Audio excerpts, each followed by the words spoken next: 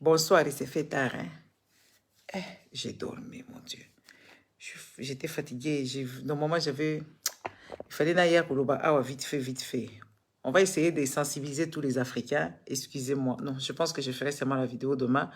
Et je vais sensibiliser tous les Africains parce qu'il y a Deborah Kayembe. Deborah Kayembe, aza maman la biso congolaise, aza lectrice. Nakati à l'université à Edinburgh. Il est à défendre... comment on appelle ça, à défendre cause Yabatunion au monde entier. Elle est en train de souffrir toute seule. Parce qu'il y a à défendre cause Yabatunion au monde Mokili Mobimba. Bandeko. Boya nano, bo partager dans nos vidéos, envoyer les cœurs. Fachi béton na bino oyo, fachi béton. Est-ce que fachi wana zaka normal? Kaligula oyo, papa, ou tika zododo.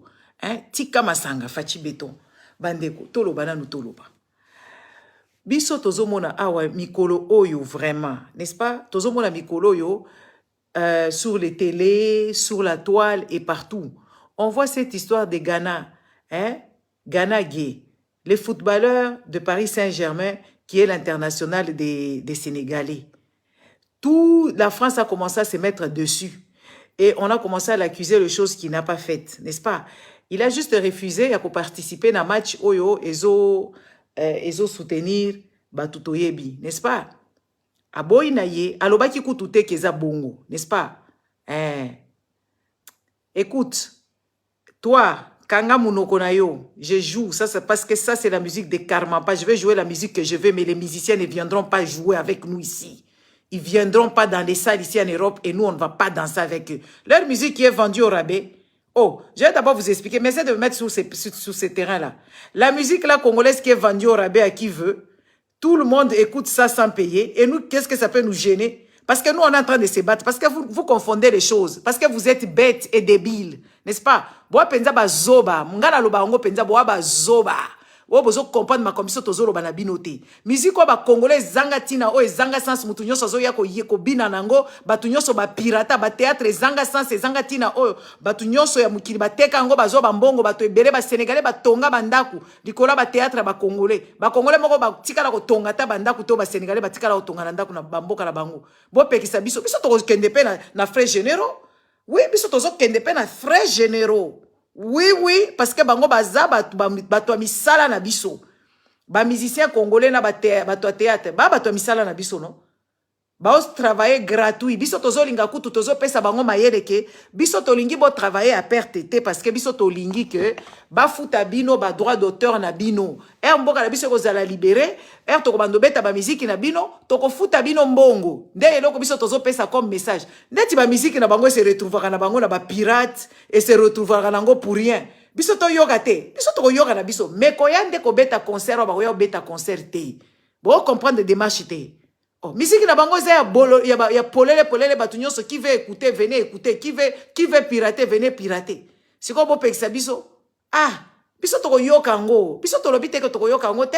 Est-ce que biso to sto ebisa bino que biso to yoka musique na bango te? Non, nous on vous a jamais dit quelque chose de pareil. Nous on n'a jamais refusé d'écouter la musique. Nous on refuse les concerts ici, la distraction de débiles. Parce que le pays est occupé. Écoutez pour une fois pour toutes. Moi, quand je vais dans une fête, on met la chanson de Kofi. Moi, je ne peux pas danser. Pourquoi je ne vais pas danser? Je dois danser? Ah non. Mais le truc, c'est qu'ils ne viendront pas ici troubler la quiétude. Dans les fêtes, on danse leur musique même bien même.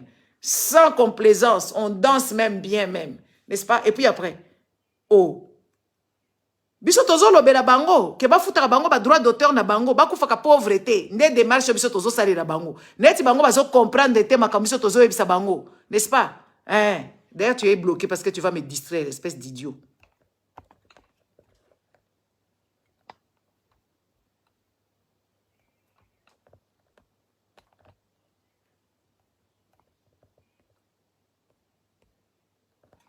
Allez, tu es banni, tu viendras plus ici. Et la plupart des Congolais ne comprennent pas. Qui vous a dit que nous, on n'écoute pas la musique? Moi, de toute façon, je n'écoute pas toute la musique. Toute la musique n'est pas à écouter. Moi, je ne peux pas rester là. Et même wapi. Bandiembo ba impoli bongo. Hein? Bandiembo neti ya Robinho. Wanotali bandiembo ba impoli. Bandiembo moko sans inspiration. Même ma fille qui ne comprend pas lingala correctement, elle parle lingala. Mais elle sait voir que ça, ce sont des mauvaises chansons. Oui, je me rappelle une fois, elle était aux États-Unis, dans une fête. Elle me dit, maman, ça c'est quand même des chansons bizarres, hein? C'est des chansons des mal élevés. Oui, oui, les chansons des mal élevés, moi je n'en ai pas besoin. Moi j'écoute pour moi les chansons des Franco, j'écoute les vieilles chansons, et patati et patata. À peine. Ouais, ouais, nzembo papa wemba, ndela yoka, nzembo bazo yemba, bêtises au longueur de journée pour dépraver les mœurs. Nzembo moko ezanga inspiration, nzembo kaka ya ba pervers. Bizengyo bazo bebisa jeunesse. Impoli na impoli oyo. Sia. Oyo pe olo baba nzembo. Nga de toute façon tika pe oza muto ba concert te. Ba concert ya ba congolais wana, ba concert moko ya manque d'éducation, il y a manque de respect de temps, ils ne respectent jamais les timings. Il y a même pas de spectacle, les gens qui vont te faire éblouir oh na ke concert. Bino boko ta ba concert. Boko no kota ba concert ka ya ba mindela ou bien boko no kota ba concert ba tout civilisé. Les gens qui ne respectent pas, ils viennent toujours à 1h du matin. Concert ya ka ça dans 2 heures. Concert et sili. Mais au CP, le footimbo, on au CP. Ba concert, ba idiot, oh, bazangi mutuna makolo, bazanga vision. Au kendekuna, ba micro, ne ba comme one to, tito, one to. Wana bêtise. Wa kolo balanga mi fioto. Pesa nga kanda er moko. Na ba réflexion, la bino bo comprendre ka vite. Abiko, wazo yoka musique. Eh, mato inanga na zo yoka musique ko. Na ko yoka ngo pe na nko na kanai, na ko bina pe na ngo na kanai. Bo me manga wa. Biso tozo lobake, bango wana. Hein? Batika buzoba, batika komene, batika moyibi, koyembela ka ba dictateur. Tout ça, ça vous... Et ça, c'est les Congolais. Les Congolais, nous, quand on vient parler ici, et beaucoup de gens me disent, oh, donne-nous la solution. Moi, je suis en train de vous donner la solution. La solution, de vous éveiller la conscience. Ko fungola mayele. Hein? Ko fungola mayele na mutu, ba yiba kambongo na binote. Ba mone la kabinote, ba sakana kana mabele na binote. Ndema kamiso tozo yebisa bino. O nyonso proposition to pesa bino. Pour Congolais proposition, Congolais tellement messana mendicité. Congolais ils pensent que oui, les gens ils ont le droit de lui donner. Surtout là qui sont au Congo là-bas. Ils pensent que oui, on doit leur donner à bout chemin, genre Congolais vandi na ya zo zela pese mbongo, ata opesi ya senga ka merci tazo kana aza e endroit. Boyebi ke boza ba manipulateur. Babisenga senga, bisenga senga kaka. Et puis c'est devenu dans l'habitude. Même ici en Europe, tu trouves là les gens, il y a l'olenge wana. Akuti yo na iloko na yo foka kaka senga. Ceinture na yo kitoko kabela ngai. Elamba na yo kitoko kabela ngai. Musala kaka lokoso ko senga ka biloko banzoto abatu. Bato bilokoso yo. Bazo peksa bino bilokos yo zo ko défendre pas yo liaka na bilokos, yo polluer mboka biso total to betelo maboko. N'est-ce pas? Bango bazo boaka yo saka ko kolokota. Yo ko fabriquer loko na yo te. N'est-ce pas? Na biloko ba loko takate ozo loko takaka. Ba yebisa yo te. Oh biso to sala ka bilokos to ganya ka vina biso na bilokos. Mais kasi bozo me masalite na mboka ti. Bo me masalite na mboka.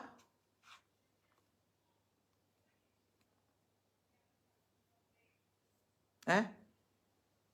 Bo me masalite na mboka. Bilokos eza biloko a salite. Et puis eza na longue vite. La plupart. Donc bino bo mesala ka kovanda. Kovanda ka kolokota yo ko kanisa pe o kepe sur place o sali nini na yo o sali yango ya bien po bino e bo fabrica biloko na bino e bo sala ka makambo na bino ezala kaka à peu près yango batu baki makango soko sali eloko no bien o sali publicité na yo bien ça peut prendre parce que bino boninga pe ko gagner kaka du coup biloko nyonso ata ba o monyo mona ba Chanel oyo soko tali histoire ya Coco Chanel. Ok, kotala po lelo comme Chanel banda koteka ba sac ya ba 10 000, ya ba 100 000, soki ya ba combien, ya ba 5 000 et tout ça ya ba 15 000, ya ba 20 000, n'est-ce pas? Abandaka muke, abandaka kosala na luba chapeau. Abandi malembe. Era zo kende malembe bandi akweya la muki. Yo linga kaka du coup o bandi kaka info lingi kaka info amuka. N'est-ce pas? Patience ezalaka na binote. Yango mboka ngo ekufiti. Baya kolobate yo zo loba pona ni ponga nazana munoko nga au moins nazo sala ta musala yo munoko na yoka kotonga bato n'est-ce pas munoko loka ka buzoba ka koloba ba bêtise place ba bêtise boza boyebi ke ba congolais to koma na ba problème moko très sérieux il faut to sala le plus tôt ça serait mieux sinon ba génération de génération sera dans des problèmes si on ne parvient pas à se focaliser sur un truc et à démontrer cette imbécilité qui traîne n'est-ce pas parmi nous les amis on est parti dans une fête.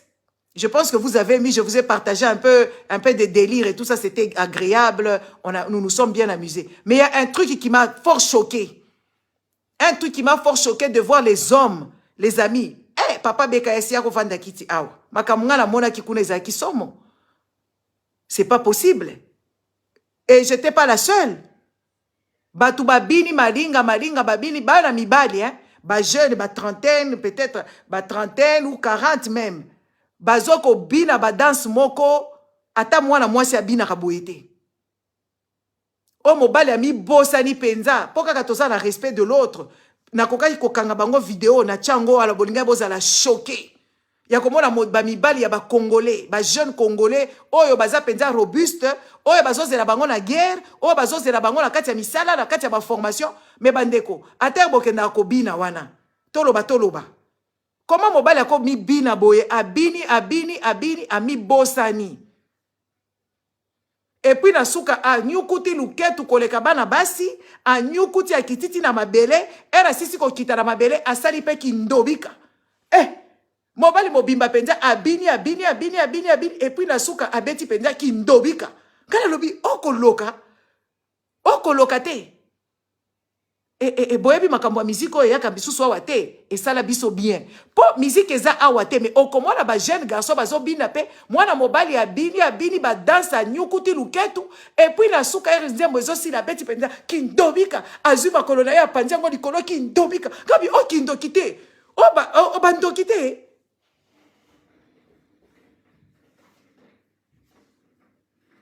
Hein? Comment mwana mobali akobina boye? Hein? Tovanda ki wana tozaki kobina totiki ka na place kobina totikeli bango. Po azalaki ye moko te.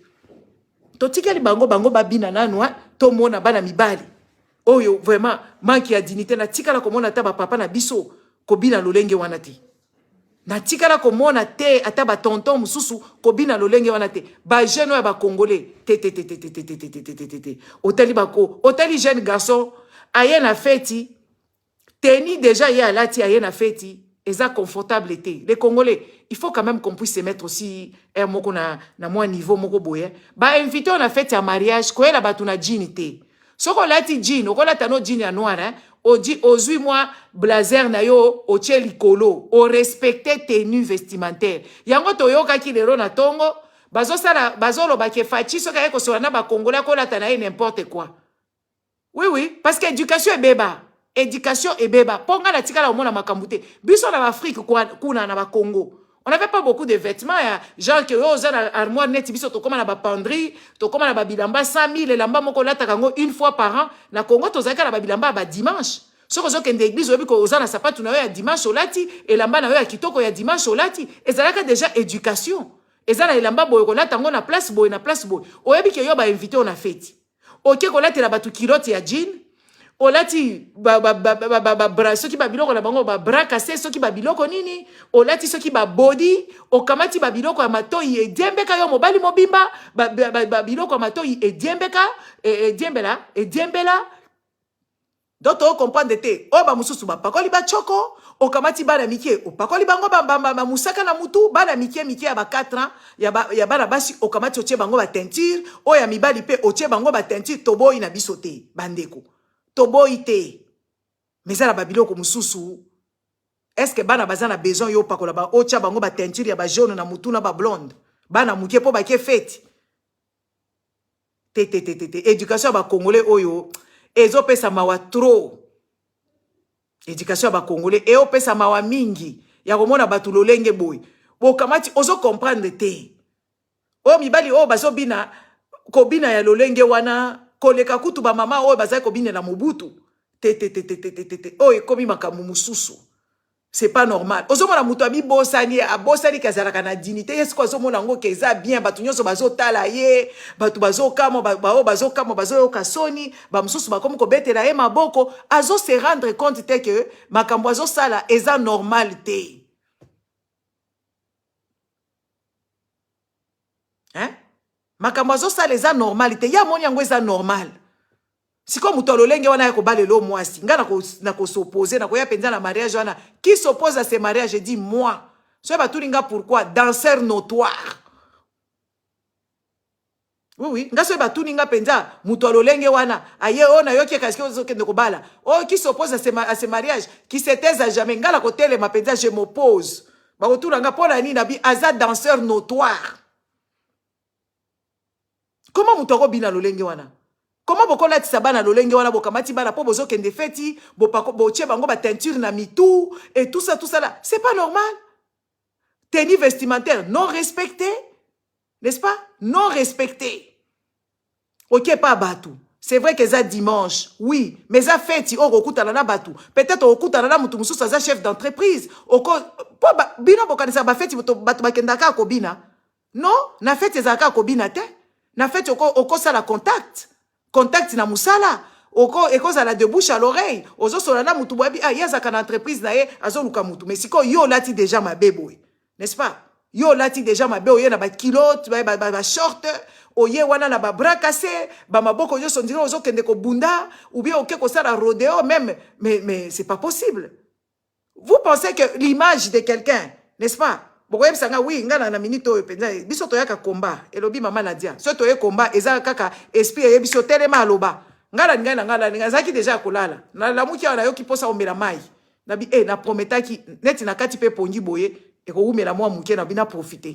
Na loba. Eza babiloko mususu, il faut qu'on kotalaka. Soko zo kende bisika ko kenda ka gratuité. Kende ko se faire carnet d'adresse. Kende ko se faire vitrine na yo. O cause la paix oteka ka eloko. E cause la paix oyebi musala maboko, osala ka na bâtiment, osala ka peut-être osana yo muto, peut-être osala ka carrelage. E ozo kende na ba feti wana, mais maka pe ba carte de visite na yo. O memi carte de visite na yo, o lati bien ozo présenter sérieux. Kopakola ba chokote oyebi ke ba congolais ba somaka bandako ezaka na ba travaux yo osala ka musala wana okopesa pe lobi hanga na sala ka musala boye et tout ça, mais comment tu présentes, c'est là comment on va te qualifier. Les Congolais ils savent pas, et ça c'est un problème. Les Congolais ils pensent que ouais ba yeba ka nyonso et nga so mon atala ba congolais natala lobi boa bana. Oui, moi je vous dis la vérité, parce que les Congolais azo kende feti na ndenge ke azo kende ko nyukuta luketu na kolia biloko batu kolia komela alangwa. Et pourtant, ce qu'on a ba place oyo, oyebite. Oui, yo zala musala maboko, zala ka couturière. Oui, ce qu'on tonga ka bilamba. Oko kende pe wana, olobi bo, voilà, opesi carte de visite, osali ba carte de visite na yo, ya kitoko, oke na ba feti wana, olobi anga na tonga ka bien. Oye, okola ki s'appelle ba photo, tozala ba téléphone Android oyo, ezala ba photo na kati, na tonga ba modèle boye, et tout ça là, on se faire marcher. Bino bokanisi bazoka ba marcher ndengeni. So bozo kende ba feti wana ezaka kokeka ka kolia biloko batute komela masanga batukuna na bibine la ya mwanza. Non, eza vitrine. Parce que batu mususu okokuta la bango na ba feti, okokuta la bango jamais quelque part mususu. Jamais tu vas le rencontrer ailleurs. Peut-être c'est seulement l'endroit là, c'est ta dernière chance. Mais toi tu ne sais pas saisir les opportunités. Toi Tonga, tu viens encore ici, tu n'as pas de dignité. Je te l'ai dit, tu n'as pas vraiment de dignité, tu n'as pas à venir ici. Et un peu de dignité parce que je te supporte pas. Je risque de te dire des choses, mais je n'ai pas envie. Mais tu n'as pas beaucoup de dignité. Ne viens plus s'y poser tes derrière. Hein? Tu vas seulement dans les fêtes manger et t'enivrer. Et après, tu vas commencer à exhiber des danses bizarres.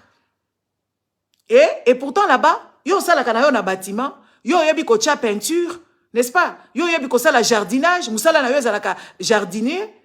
Mais yo keka kana fête wana ovandi ozo bombe. Oyebi ata ko sala ba carte de visite te, oyebi ko sala elo côté, n'est-ce pas? Yo bombe ka ko vandi ozo bombe, n'est-ce pas? O bombe na yo, et puis obandi ko mela masanga, ko mela masanga olangwe, o mi bosani obandi ko bina ba danse moko obscène. En public, tu commences à danser des danses comme un con. Et tout le monde est choqué de te voir danser ainsi, et toi-même tu ne te rends même pas compte que tu es ridicule. Et tu penses que les gens sont en train de t'applaudir. Il ne faut jamais se déplacer pour rien. À chaque chose, il faut qu'il y ait quand même intérêt. Tu te déplaces pour rien, tu vas dans des fêtes des gens où il y a des gens qui ont des chantiers, où il y a des gens qui ont des entreprises, et tout ça, toi tu y vas seulement pour montrer ton impolitesse notoire de danser, d'exhiber des danses obscènes. C'est ce que toi tu sais faire. Je t'ai dit que tu n'as rien à faire ici. Toi tu dois déguerpir d'ici.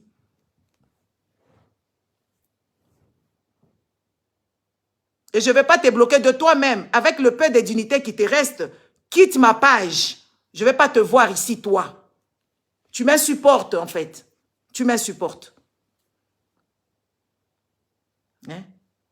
Vous voyez, soyez un peu logique dans chaque chose. Parce que quand ils te voient et qu'ils t'ont vu exhiber ce genre de danse après, hein? N'est-ce pas? Ils te voient exhiber ce genre de danse, après ça reste dans l'image. Et tu as choqué les gens dans le mauvais sens. Au lieu que tu impactes les gens, tu es en train de choquer les gens. Danser comme ça, bandeko.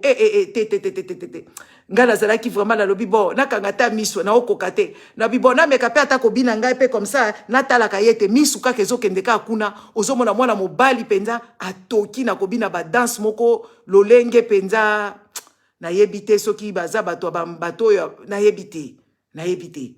Mais les amis, essayez d'éduquer les enfants autrement. Moi charisme, charisme eza ko boudete. Moi retenu moko boye. Kopesa moi ba topo moko boye, bikendela kendela boyete. Vous voyez?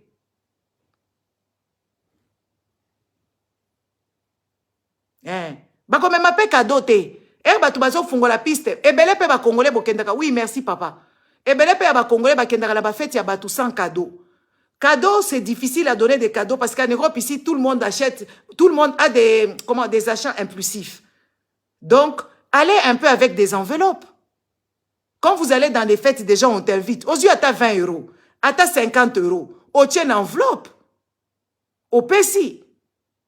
Ba Congolais, au moins, ba tubazo fungo la piste. Congolais ko pesa mbongo te. Congolais kabakate.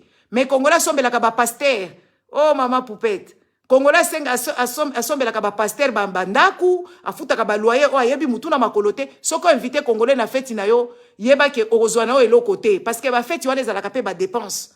Muninga dépensere bino, boye bobini, boye bomeli, bolie, et boko pesa elo côté. Eza mabe makasi congolais. Kake pa ba pasteur bazo promettre bino monde des merveilles au paradis. Nanya kenda na paradis. Mutu moko kenda na paradis azate. Mutu a sepeli si yo na fête na ye, o se détendre na mutu, o kutani na batu, bosololi boseki. Mais pesa quand même cadeau. Pesa cadeau. Ba yebiso ke no sombe la ba cadeau ya ba action te ya ba magasin ya pam ba wana te pesa mbongo. Ye moko déjà si a dépensaki, abimisi na budget na ye c'est vrai, ye moko ko yebelo ko sombe la bana, ye moko yebelo ko somba. Congolais so ka pesi ata 20 € na ye azokanisa bongisi vi na yo. Te ebo kenda ba fête ya batu, boko takula bomeli ba Jiva sa batu, bomeli ba Jack Daniel botondi, bomeli ba 20, et puis bo sali pe ba mbale boke nango. Mais bo pesa ka ba cadeau te, eza mabe makasi. Bo bi malédiction, bino moko bomema ba malédiction ebele hein. Congolais o mebaka ba malédiction yomoko. Likolo ya muyimi na manipulateur, calculateur. Ok la fête ya batu obini koleka batu nyonso. Olie koleka batu nyonso. Et puis apoko bimotongi pe fête yango opesa ki pe cadeau te. Wa mayele te.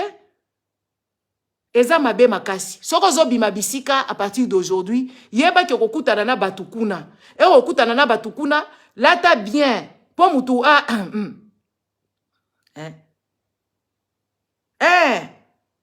Lata bien. Po mutoza na ba idée mabete. Po yo mobali mobimba. Ok ko late la biso ba pantalon ya ba fleuri ya ba rouge na ba fleur ya ba jaune ya minene. Yo za mwasi. Comment ko lata bien te? Hein? Comment ko lata bien te? Babilo ko wana soki obimi nango na bisika bato baza logique, ba komona ko za bandi. Oui, ba komona ke yo za mutu esala ka bien te, oza mutu ba miziki, oza mutu ba miyibi. Soko zo kende bisika, yeba bisika nini ozo kende, eloko nini yo kolata. Neti tomona ka ba Macron bazo tambola, bo si bo moni Macron ake kolata maillot de corps.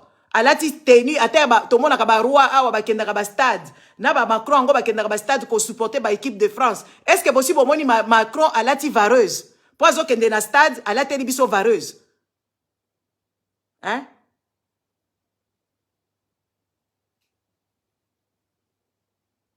Est-ce que possible au moni Macron à la tivareuse il y a équipe de France genre maillot ya ba équipe de France Macron à la tiango jamais ataba Chirac ataba onyo so ba gagner ba coupe du monde oyo possible mona bango mais tu sais que la tela kabino ba maillot azota la ta corps na yete lolenge zali ta la ventricule ta libumu hein ta libumu neti mutu moko akumbize misoki esi comme misoki de combien de mois hein ala type azo yeba te que oui morphologie na yezo permettre te ala takababilo kwa lolenge wana.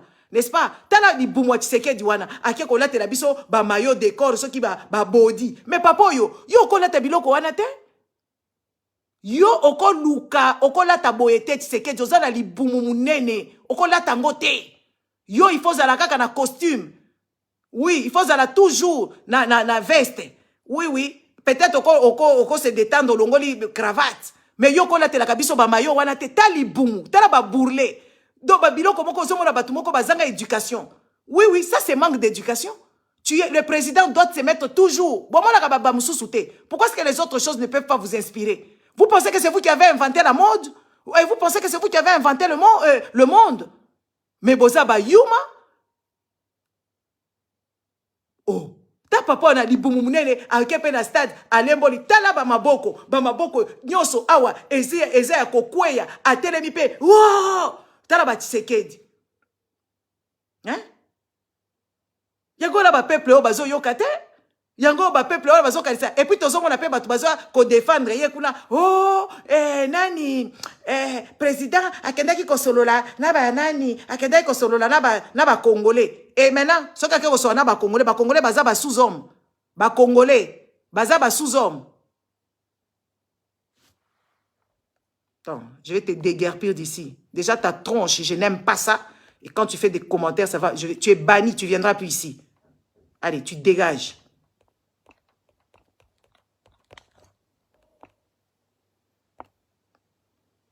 Tu vois, les idiots, en fait, les imbéciles, ils sont toujours là en train de s'inspirer de mauvais. Ceux qui Chirac à l'attaque, est-ce que c'est pour ça que Tshisekedi va faire ça?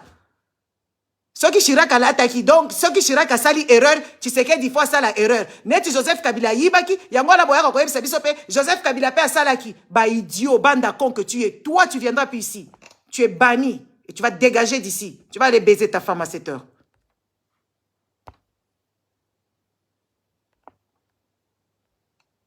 Voilà, tu es banni. N'est-ce pas? Donc, parce que l'autre a fait des bêtises, et toi, tu vas refaire la même chose, n'est-ce pas? Et tu viens même dire que oui, est-ce que c'est l'exemple? L'autre a fait une bêtise, et toi, tu dois refaire, tu t'inspires de ça.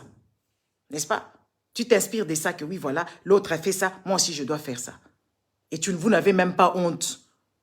Il y a des endroits, il y a même quand tu as déjà atteint des sommets, il y a des choses que tu ne peux pas faire, il y a des choses qui peuvent plus t'attirer, surtout en public.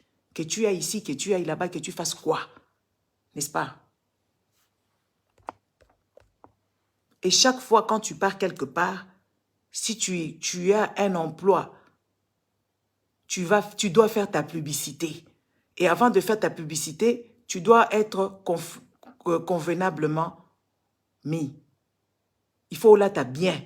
Là, t'as bien. Et ça, t'es Versace, wana, ou lati, Versace, n'est-ce pas? Non, non. Au lati bien descend. Au lati bien. Ok. Au sali ba carte de visite, il y a bien. Au pesi batou, au expliquer, au lakisi ba photo. Que ngai na sala ka peinture. Ngai na sala ka carreleur. Ngai na tongaka. N'est-ce pas? Chaque fois que tu pars quelque part, essaye de faire des contacts. Essaye d'aller vers les gens. Comme ça, ça t'ouvre. Tu as des ouvertures. C'est comme ça que les autres font. Tu ne peux pas aller gratuitement comme ça chez les gens. Surtout dans les fêtes, tu ne sais pas qui est qui fait quoi. Au cause du marché, il y a vie na yo pe bongi. Au cause du musala ya vie na yo bongi. Bien au kenaka ko mela, ko langwa, ko lia, ko tonga. Na ko mema biloko.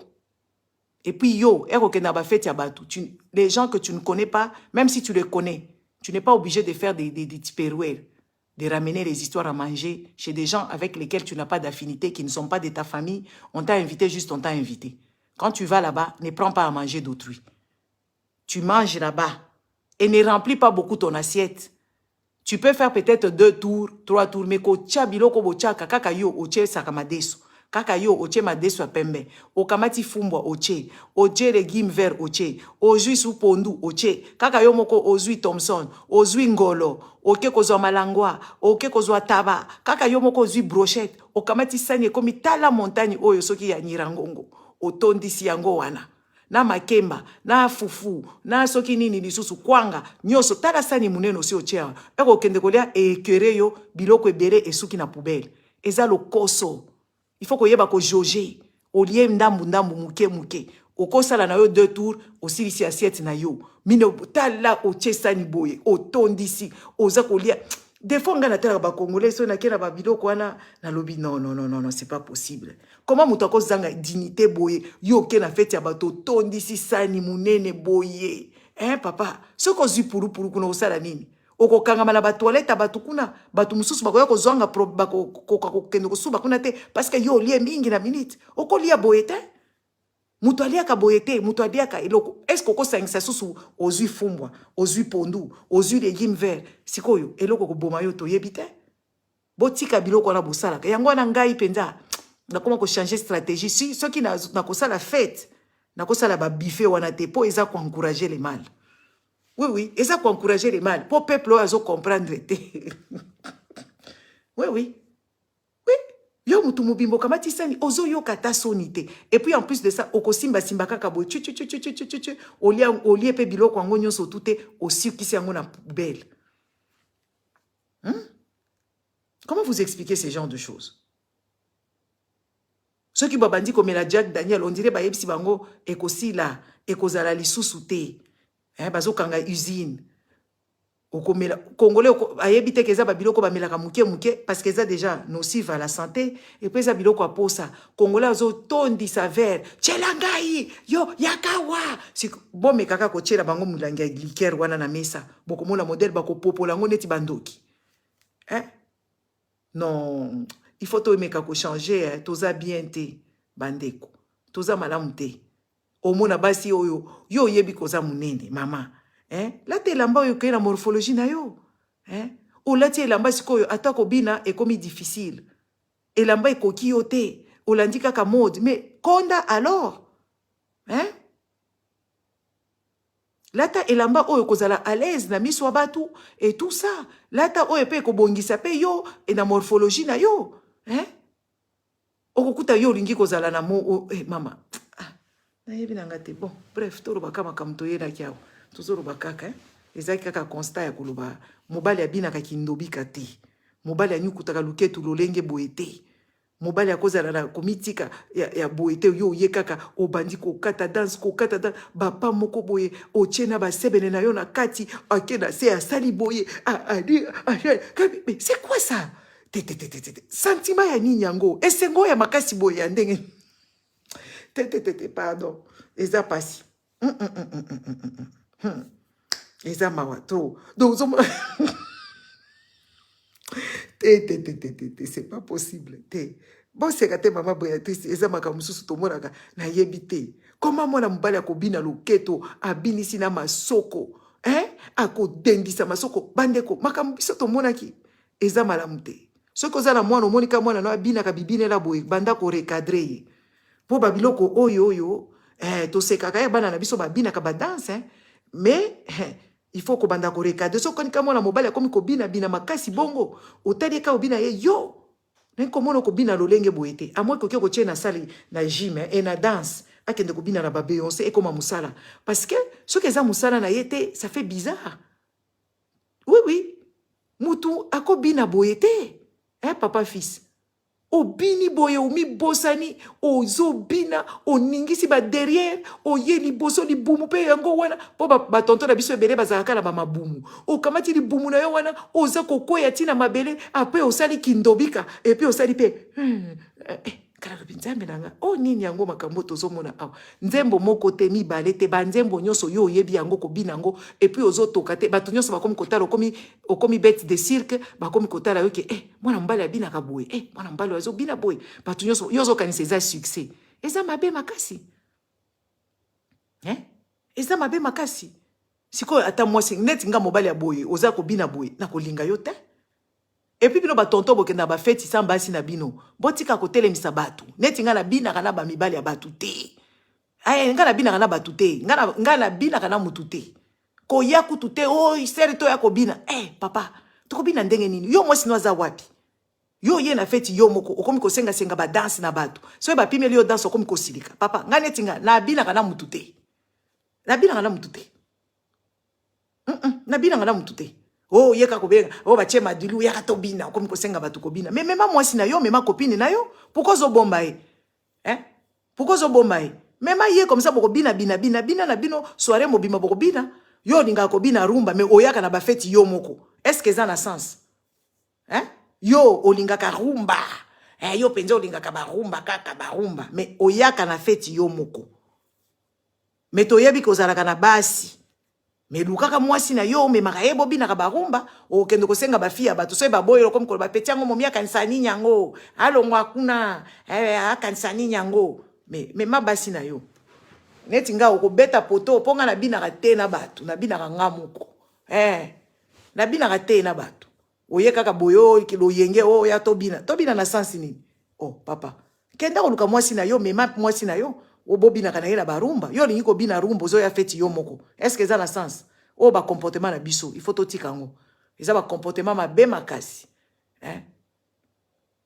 bandeko ngana ye awa na zui réflexion moko awa na il y a quelques heures na lobby Mama Deborah oyo Mama Deborah électrice oyo ya Edinburgh oyo a telemeli Kagame a telemeli makambu ya Boris Johnson a telemeli bango a dénoncé makambu wana mais eza guerre moko comment je dirais ça eza universel parce qu'il y a pas seulement des réfugiés congolais hein ba réfugiés baza ebele na komeka ko sala émission moko en français na interpeller bato ebele hein siko biso ba congolais toza na problème ya kokaba boyebi biso ba congolais toza banetike oyebi banetike basala ndenge nini banetike bazalaka basentraidaka ayebi keleki na ngai azala elamba te na pesa yebu chemise nanga pona azala ngo misato leki nango aza mayele ngana se sacrifier ngana kende nanga classe te ye akende pona moni aleki mayele boy biso tozala biso banetike Congo wana isa tozala papa te tozala na mama te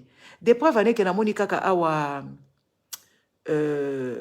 comment il s'appelle celui-là Macky Sall na mona qui il y a quelques jours Macky Sall abimi abimi penza pour défendre Ghana Gay abimi penza à défendre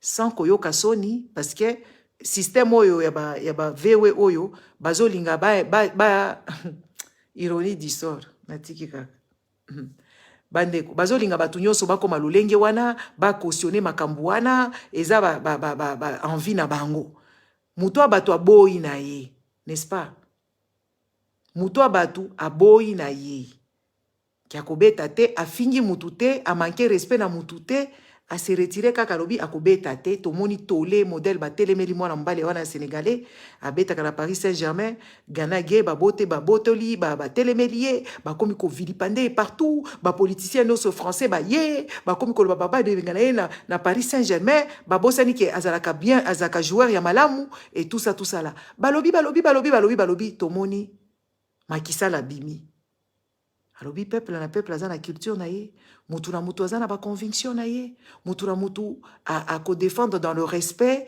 et tout ça il faut qu'on respecte président ya sénégalais abimi alobi a côté li mwana na ye n'est-ce pas tomoni pe fédération ya foot ya Sénégal ba bimi pe ba commis lettre moko très grave pour dénoncer ce qui se passe biso ba congolais tozalaka awa eloko moko ate ekomeli biso mutu moko akotelaka biso azate tomona batu bakanga bango na ba Dubai kuna il fallait ba beda shuba futela batu ba billet il fallait soki batu wana batikala kuna très longtemps et tout ça bana na biso tomoni na Ukraine awa ti bagana ya batindi batu ba kende ko récupérer bana na bango bakendaki na Ukraine biso bana na biso ba ye makolo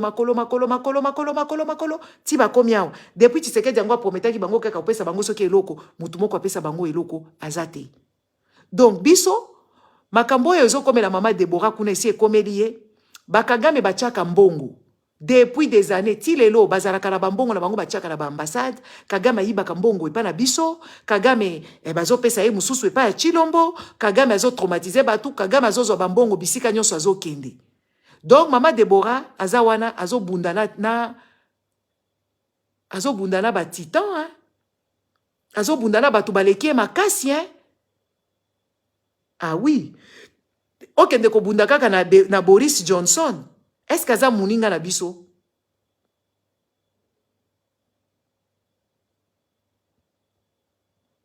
Hein? Younes, je vais te bloquer. Je vais vraiment te bloquer. Hein?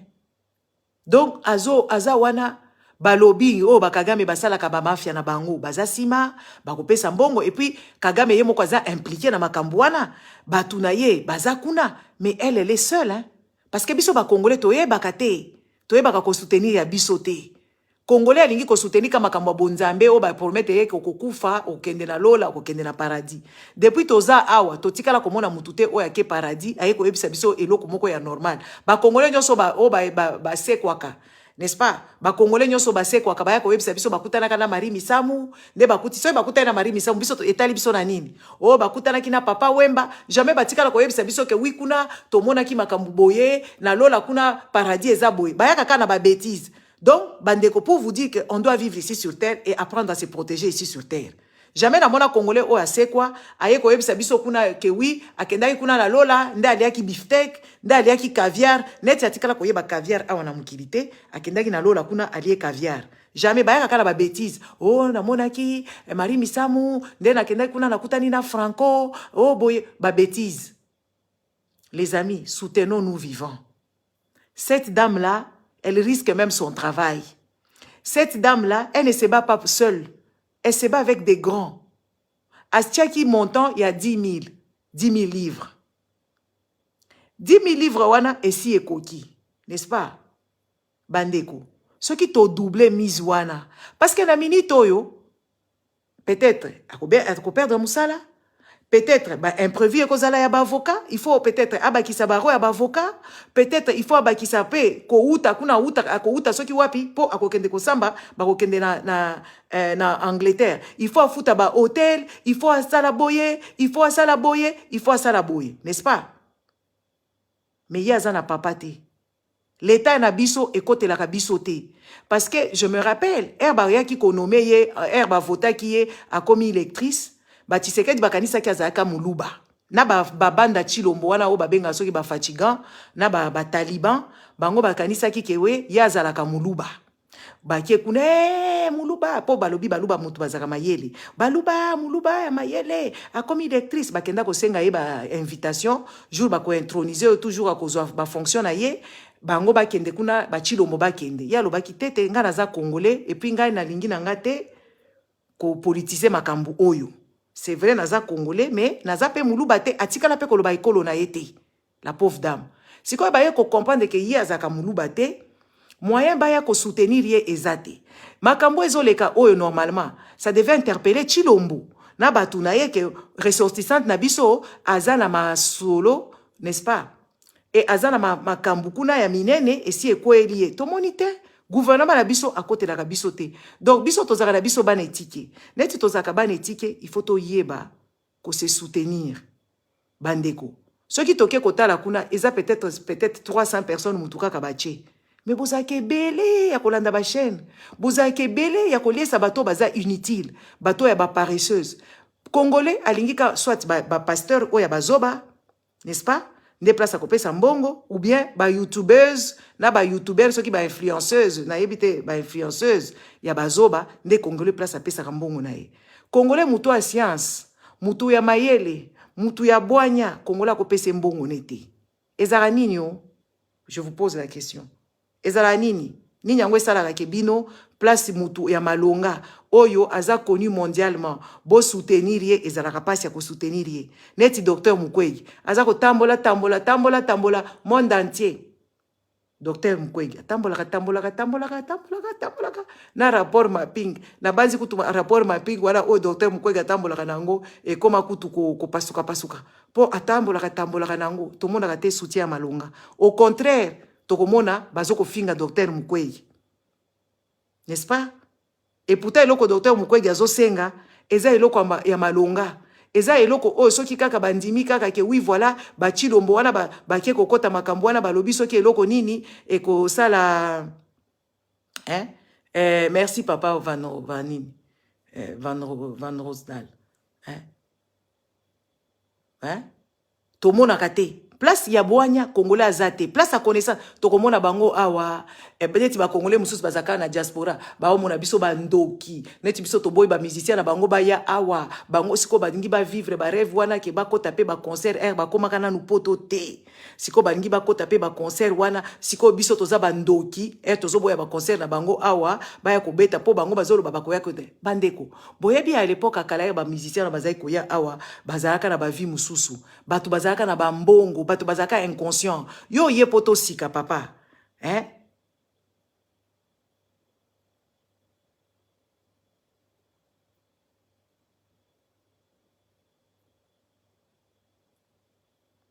Hein?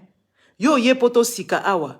Bango balata ba mazatomo, ba kester ba kufa. O balata soki ba ninye e sila.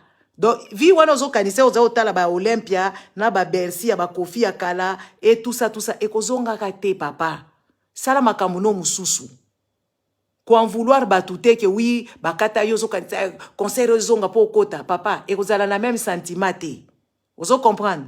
Pour la minute ata soki musique yango ezongi, je ne pense pas que ba Congolais ba banda okende na ba concert wana. Non non, ba kokende na bango te, ba kokende muke, ba o baza inconscient, baza muke, ba o ba komi conscient, ba komi ebele. Vous comprenez? Parce que ba tu ba koma ko lemba. Mundela pesa susu mbongo ne na PTT. Kalezala ki mutu avandi na ye ba futa keka mbongo gratuit, akendaka ko yiba na ba magasin, akendaka ko sala ba drogue, akendaka ko sala ba makambo ebele ya buzoba, azozo ba mbongo moko oyo azo kontete, lelo mutu nyonso akendaka ko sala. Donc mbongo ko sala na mbongo oyo ba putulu, na mbongo ba chèque eza différent. Ya mbongo ko sala toyebi ke ozo kende ko sala ba ko futa yo soki 12 € par heure. Ba ko futa yo salaire na yo, donc il faut otoka. Ba facture epai, ba responsabilité epai, bana ba komi ko kende université, bana ba komi na ba activité. Donc muto batu bazaka su ba kozana temps wana te. Et oza sous na ndenga kala te parce que kala batu bazai ko sala chèque. Kala yer batu bazai ko yiba mbongo ya batu. Mundela fungola misu. Makamnyo se koma super sécurisé. Bako poane simba susu te. Putulu se bakangyo nango, n'est-ce pas? Putulu, tu vas faire tes adieux. Tu es banni. Voilà. Moi, j'ai pas le temps. N'est-ce pas? Nyonso tu wana, il faut bozala mayele. Bato bazo meka ba libere mboka, bato bazo lo ba makambu ya solo, bo meka ko soutenir bo chama boko. Congolais boza mutema mabe, boza muyimi moko. Ngana mona kabino, eza na bato mususu bozo ya ko sala mitomani, ozo kosa, ona ko cha, bo cha kate.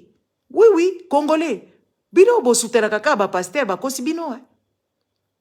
Oui oui. Bino, mo soutenaka ba nini. Ata Congolais eta soko yebisi apesa yo 1 €, Congolais omona ngo kaka ke akonvoi misa yo. Congolais aye bakate ko soutenir ba œuvre, n'est-ce pas? Congolais aye bakate ko soutenir ba œuvre. Congolais, il faut ko yeba ko pesa. Yo zozwa yo pe faut yeba ko pesa. Pourquoi za muyimi boye? Hein? Bokende ko chambongo achaki baro ya 10 000. Mais la makambuya boye, toyebite combien de temps ça prendra? Combien d'argent ça peut demander? Ça peut lui coûter son travail. On peut la limoger aussi de son travail. Donc, elle a pris le risque pour nous. Une personne qui se sacrifie pour vous, elle n'a pas eu froid aux yeux. Azawana, elle a lobby sans gêne à défendre makambuya ya bosolo, ba memi likolo, bino boningika ba bambaye kaka colonne vertébrale, l'union soyebuk. Donc, biso tozalaka jamais na bato. Bato malonga penza o bazo représenter biso. O bakokota penza na histoire ke akepe kuna longi ba Boris Johnson, akepe kuna alongi ba Kagame parce que azalaki na mbongo ya kozwa ba avocat ya bien, azalaki azape à l'aise. Pour il faut azalape à l'aise parce que elle n'est pas bien. Les amis babilo ko bo vendre na yo za na vie na yo tranquille. Ozana musala na yo tranquille parce que la dame elle était pour elle dans l'anonymat awa aye ko bimana miso batu nyonso siko okende kokuta na makambo boy et puis alobaki na ye bosolo, n'est-ce pas? Alobi na ebo solo. Est-ce que vous avez pensé à l'état psychique? Comment est-ce qu'elle pense? Le stress qu'elle a d'aller dans des trucs comme ça, c'est impressionnant, hein? Les amis, c'est impressionnant, hein? Bakende ko sambisa yo makambu munene bongo. okende ko s'expliquer que vous êtes négationniste, au lobaki boye. Hein? Est-ce que vous avez pensé à ces émotions? Vous avez pensé à ces nuits, peut-être à ça la nuit blanche? Parce que c'est quand même flippant. Déjà, ce que vous avez passé qu'à interview d'embauche, entretien d'embauche, pardon. Ce que vous avez passé entretien d'embauche, et ça stress. Ou que vous avez examen, na yo moko, et ça stress. Si vous avez s'expliquer devant Batou. Est-ce que vous avez pensé à tout ça? Papa Van Rosdal, Bino Bozalaka Kaboy. Lien na tchaki yango awa na Rouge TV. So boke na Rouge awa kaka page yo boza ana. Boke wana bo cliquer. Bo mati kutu ce qui hier ou avant-hier na tchaki na rotia sous lien. Neti biso nyoso toyebi ko utiliser Google. Ok na Google, obeti GoFundMe, ma Deborah Kayembe. Okomona ngo boche mbongo bandeko. Pourquoi bokoza la muyimi lolenge boye? Congolais, pourquoi bokoza la na esprit ya soutien te? Bino bokanisi ko sala combat, il faut ko sala combat kaka na munoko. Et ça, les magapé na mbongo, non? Soutien. Moutoua se sentir que oui, voilà. Bon, ebi babilo comme sous ces alaka, netinga emo na zalaka, on a vendu. Au sali ba vidéo, conscientiser ba tout ba fingi yo, ba zo landa yo ti inbox. Moko ozo mona moutoua bengi yo ba 1h du matin, 2h du matin. Abandi ko finga yo, nyama, mokafu mo soki nini, yo so finga fachi, yo kutu nyama, toko boma yo, oko sala boy. Bandeko, il y a des choses en fait, c'est parce que il y a personne qui m'a envoyé na yaka ko solo na bino awa. Mutu moko te atindanga. Alors il y a des choses en fait, je pèse moi-même. J'essaye de peser. Il y a des gens qui m'harcèlent, vous ne pouvez pas vous imaginer. Au moins, il mutu babengi yo kadisi peut-être mutu babengi oyambi. Et vous allez remarquer, numéro na pesa bino na chawana na yambaka ngo mingite parce que pourquoi na yambaka ngo mingite? Na yambaka ngo mingite parce que oko yambaka kaboye ba bandi ko finga yo ba ko finga yo ba mama na yo ba kufa, ba fingi yo ba papa na yo ba kufa, ba fingi yo moko, ba fingi yo, ba fingi yo, ba fingi yo. Ba fingi na bana na yo ba traiter yo makamnyoso, ba menacer yo de mort. Et ça, Babilo Kotoka Kolobate, parce que nga, je me suis mandaté. Et j'assume. Okosutukaka boy, peut-être au bandi kolala, au tangi, ou bien au réfléchir, et ponge bandi koya boy, baye ba bengi yo, ba bandi ko finga yo. C'est quoi ça aussi au yambi, au kati, abandi ko benga. Yango bo remarkaka, numéro o ba tuebere ba benganga, c'est rare na yambango, parce que mingi za kaka ma finga. Mingi za kaka ba menace. Mais je ne peux pas venir ici tous les jours. On m'a menacé. On m'a menacé. On m'a insulté. On m'a insulté que moi, na balate. On m'a insulté que nga na tula. Nga kutunaza elongi mabe. Nga kutunaza boy. Non. Je prends ça. Je prends ça sur moi et je pèse. Vous voyez? On n'est pas obligé de venir vous dire tout ce qui se passe dans le coulisses parce qu'on n'a pas non plus envie de vous stresser. Parce que de tout ce que vous allez faire, vous allez venir nous défendre, non? Mais si quand il y a que ça rappelle moi motivation, bozu PayPal, boche moi PayPal. Bocha moi basadaka bozocha parce que netingai na sala rango pona mbongo te. YouTube na ngeza wana na yebi kutute. Il faut la bando kokota YouTube, na tika kokota awa comme ça YouTube abando futanga. Awa kutu ko monétiser awa, na ko monétiser parce que j'ai des abonnés. Nga kutata ko sa publicité, abonnez-vous na lo barangote. Bosabona kapete. La moindre de choses. Les gens qui crient. Parce que ils se mettre en danger. Oui, je me mets en danger. On se met en danger. Maman Deborah Kayembe se met en danger. Ba papa nyoso basalaka baba nini ba se mettre en danger. Ba Fabien ba se mettre en danger. Ba Kerwin ba se mettre en danger. Banani mususu ba ebele bazalaka wana ba papa ba bokecho ba eso. Oui, ba se mettre en danger. Parce que netingai nga tika ozalanga la problème na batute mais na koma la problème na mukiri mobimba likolo na biso. Likolo a Congo na koma problème na batu ba ki camarade kufa. Batu zaki na bango bien bosolo la bien ekufa. Ba mouvement est comment se contrôler. Je ne peux pas aller chez. De toute façon, j'ai toujours été discipliné. Mais je pouvais aller pour moi. Netinga ceux qui na comme kokende la nzela boye. Na kokuta la kana mutu ayebinga. Peut-être oya inakanga. Mususu alingaka nga.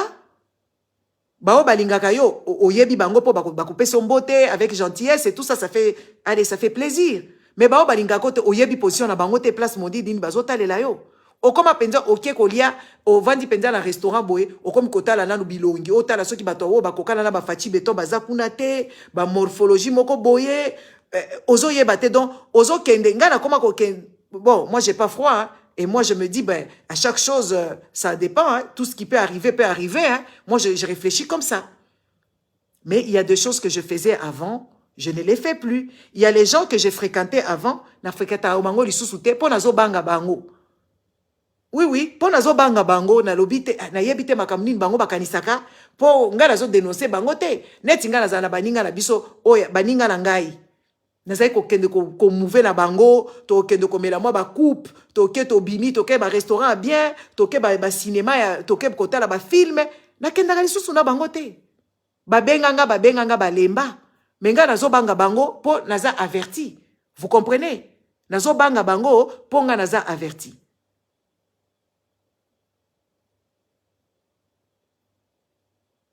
Oui, oui. Oh, Bimika Kaboye et tout ça. Jour où j'avais, je ne sais pas, j'étais en train de faire quoi. Non, j'étais allé, je pense, j'étais allé faire des courses et tout ça, ou faire les magasins. Na komi wana na kuta na papa moko boye. Amonika azoya boye. Nga kutu na komi kokende. Nyoka genre, monsieur wana. Maman nga nazala kape, nani na landa kayo naza kombata. Toka nga photo. Na sali, ouf. Po modèle na mona ki azoya na esengo moko boye. Soki na comprena ki te soki esengo. Neti soki nini na moni ya na liboso. Moi, je commençais à aller de côté là-bas. Je dis, je dois laisser la place à ce monsieur. Mais, azalaki mutu oyo, asepelaka na wakamutu lubaka. Siko, oyebi ke ba Congolais, mutu mususu, pas kaka ba Congolais te. Un être humain peut commettre des crimes parce que yo ozo finga mutu na ye, ou bien ozo dénoncer mutu na ye, aya sali yo mabe, et puis yo qui est perdu, ya qui est prison. On prend des risques, les amis. Neti ngai, na zwaka ba risque ya kusakana te. Na batu nyoso, ponga na lingaka mutu te. Tshisekedi na lingaka yete, komo nani, Katumbi na lingaka yete, oyo kutu Joseph Kabila kutu na lingaka yata mukete, eza na batu mususu baza awa, oui, je vais vous dire. C'est comme les Kassaïens. Les Kassaïens, ils sont contents, comme je suis censé de m'interposer dans les histoires, il y a réconciliation des Katangais. Parce que moi, je ne suis pas d'accord, je trouve ça, c'est une mascarade, c'est une imbécilité, c'est des bêtises, n'est-ce pas? Des bêtises de mauvais goût, de la comédie, n'est-ce pas, qui n'a pas lieu d'être. Bakasaya bazo sepela nanga. Ba sepeli. Po nazolo ba makambo bakatange, bango neti bazana rando na bakatange. Siko bakatange, ba o sepela nanga te, enga na lo ba makambo bakasaya, bakatange ba sepelaka. Donc ozomo na batu moko boye, nga naza entre les deux, hein, naza entre les deux, genre naza donc ba sepela nanga so na lobi na dénoncer, po nga na dénoncer kaka. Nga na sepela nanga kaka te. Epe na koloba makamba fayulu, bato fayulu pe bakoya kolanda ngai. Epe na koloba makamba ba muzito, bata muzito pe bakoya kolanda ngai parce que batu nyonso wala baza ba aventurier, conglomérat d'aventuriers, et moi j'ai déjà vu clair que c'est pas ces gens-là qui vont nous sauver. Parce que eux tous ils sont dirigés et ce sont des assoiffés de pouvoir, ils ne savent même pas ce qu'ils doivent faire quand ils seront au pouvoir. Et moi je dénonce toutes ces personnes là-bas. Et quand je dénonce les Kassaïens sont fâchés contre moi, ils m'insultent. Quand je dénonce les Katangais aussi m'insultent, ils me renient, ils disent des choses, ils racontent des choses. Donc moi je suis là vraiment. Hein? Donc nazo zoka ba risque kaka ya pamba boye.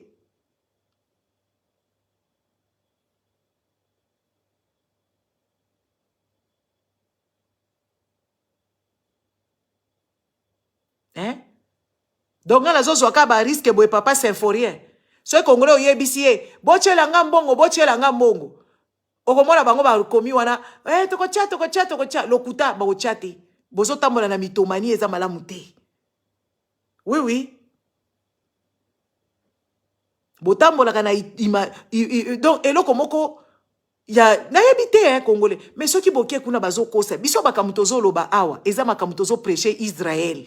Tozo prêcher Israël, mutura mutozaka na Israël et pas na bango. Biso Israël na biso eza envahi. N'est-ce pas? Mboka na biso eza envahi. Tozo linga penza mboka na biso esekwama. Parce que ti lelo, botangi Bible, botangi, batu nyonso bazaka na mabele na bango. Oya biso mabele eza menacé. Batu ebele baza ba inconscient, bazo se rendre compte que mabele na biso eza menacé. Nous, on prend le risque de venir vous toucher. Kosimba Matoi, Koyebi Sabino. Ah, la terre brûle, la terre brûle, la terre brûle. On reçoit des insultes comme pas permis. Les gens rentrent même là où il ne faut pas rentrer. Moi, je n'ai jamais su que j'étais une prostituée. Je n'ai jamais su que j'étais moche. Je n'ai jamais su que j'étais stupide. Toutes ces insultes-là, vous pensez que des fois, en fait, vous ne vous mettez même pas à notre place. Quand ces gens-là nous insultent, vous venez nous dire, il faut laisser seulement. Ah, les amis, moi, je n'ai rien fait. Je suis en train de parler juste de mon pays. Je suis en train juste de vouloir revendiquer mes droits, de vouloir protéger mes terres, de faire ceci et cela. Et vous me dites que, oh non, il faut laisser. Ah, moi-même, il faut que je me défende. Moi aussi, il faut que je fasse ce que je peux faire, ce que j'ai comme arme. Hein? Botala kaka, Oyo Macky Sall. Macky Sall est venu et il était clair dans ses interventions. Il était bien clair dans ses trucs. Il a défendu Mouananaye. Bisoto za kabanetike, banetike bazalaka mayele. Ceux qui ont la papa, te ont la maman, te oyeba comment se comporter, oyeba ko tolérer. Parce que biloko oh maman Deborah zo sala wana, oh ya salaki na place à komi lelo, c'est à cause de nous. C'est quelque chose avant d'aki nango ezo trotier mutema aye ko trouver occasion ya ko dénoncer, a dénoncer pe alobaki kutu makambo ya Kongo te. Alobi kaka makambo eza logique obiso nyoso toyebi ba mindele kutu bakomi kokomango bakoma ngo na ba livre lelo na moni natali publication moko boye papa Kerui na Tchaki wana na Natasha Poloni azape na ba problème na ba Kagame ba ke justice parce qu'on sait que ces histoires là ça a existé mais c'est amplifié d'une manière méchante pour nuire à certaines, n'est-ce pas? Oui ba Congolais il faut boyer baka makambo ebele que ceux qui ont payé 20 € na yo na mutu, oh yazo bundela mboka na yo, eza utile. Parce que des moments en fait, hein, il y a des moments en fait, moi je vous ai dit ici tout le jour, quand je viens vous parler, moi je suis honnête avec vous, hein. Je suis très honnête avec vous. Moi j'allais au Congo pour moi. N'est-ce pas? Moi, j'ai mes choses, j'allais même 2 fois par an, 3 fois par an au Congo là-bas. Parce que j'avais des choses que j'étais en train d'entreprendre là-bas. Na minute oyo, nga na ko kende nga Congo te. Je ne peux même pas. Attends, ndoto banazo lota et la cauchemar. Parce que je sais que il va m'arriver quelque chose. L'humiliation, ou on va me mettre peut-être en prison, ou même je peux disparaître. Donc, je ne peux pas aller me mettre en danger. Vous voyez? Moi, j'ai mes frères. J'ai mes nièces qui sont boti bango na moni bango te. Et pourtant, moi, je suis Yaya. Moi, je suis l'aîné de ma famille. Ah oui, je suis l'aîné de ma famille. Moi, j'ai élevé, élevé mes frères. Donc, au jour d'aujourd'hui, mes frères commencent à faire leurs enfants. Je ne peux pas aller le voir. Et pourtant, j'étais tout le temps là-bas quand ils n'avaient pas des enfants. Je ne peux pas aller le voir. J'ai au moins combien? 3 neveux, donc neveux et nièces qui sont nés. Non, 4 que je n'ai pas vus. Ou même 5 d'ailleurs, que je n'ai pas vus. Ouais, parce que je ne peux pas aller. Moi, j'allais au Congo. Moi, je vous dis ici, j'ai mon entreprise au Congo. Je ne peux pas trouver les marchés. Quand on a minute, on a offert la manga, on a offert un marché. Pour déjà, na era kalezaki difficile pour passer au marché. C'est quoi la minute, on a offert un manga. J'ai mes choses que je faisais là-bas au Congo. Mais je ne peux pas. Pour l'instant, tout est à stand-by. Et quand on vous parle, vous pensez que oui, voilà, les gens, ils sont stupides et tout ça. Oui, moi, j'allais pour moi au Congo. Je n'ai pas fripoté avec le pouvoir. J'allais faire mes histoires parce que je croyais que oui, voilà l'entrepreneuriat. Moi, je crois à l'entrepreneuriat. Hein. C'est quelque chose qui est censé, c'est quelque chose de bien, créer de l'emploi, et patati et patata. Et moi, je payais même dans les salons des mines. Pourquoi je connais les Makambaba, Indaba, comment je connais les histoires des fournisseurs, Yaba Snell, comment ça se passe? Parce que j'avais les yeux là-bas, j'allais là-bas partout, je faisais beaucoup de choses. Oh, ezaba intox, maman, ni mukolezali na omona bango, mais entre-temps. Entre-temps. Ah, maman Lorraine. Ouais, ezaba mystique. Mais bien, vous êtes derrière les claviers, vous décidez le jour au lendemain que vous jouez Ethiopian au Kei. Bato ebele o balobela kamboka ba okende Congo te.